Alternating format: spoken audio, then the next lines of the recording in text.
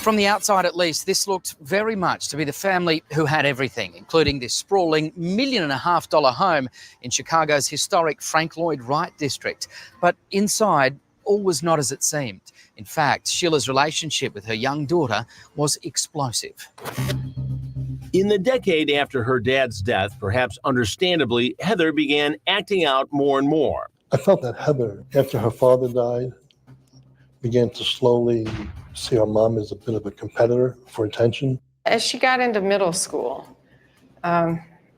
she was becoming, very defiant and not wanting to listen to any rules. And Sheila and I had many, many talks. And, I said, there's a reason the term troubled teen is out there.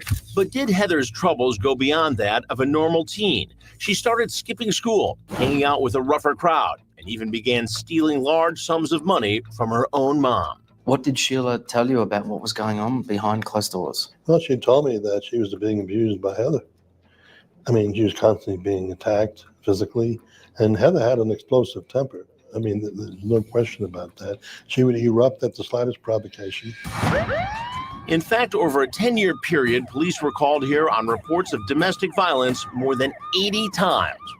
She would bite Sheila. She would hit her. And it was to the point of bruising. Sheila sustaining serious injuries? Well, Heather pushed her one time in the bathroom and she fell and broke her arm. And yet Sheila still tried to keep her daughter close. And she wouldn't press charges. I mean, it's a really hard thing to do when it's your own child.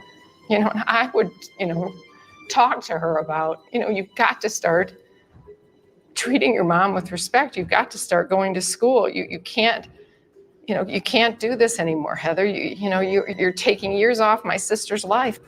But Debbie had no way of knowing then how prophetic those words would become. In a now haunting email Sheila once sent to her friend Elliot Jacobson, she wrote, Heather was violent tonight and left. Very scary for me, and I am always worried about her. I'm really scared of what she may do next. With the family dynamic at a breaking point, the Macks looked to Bali as their salvation. This vacation was supposed to be a reset to bond between mother and her daughter and try to rebuild this relationship from the ground up. Instead, this beautiful place would become the setting for an unthinkable act of violence that would tear the entire family apart.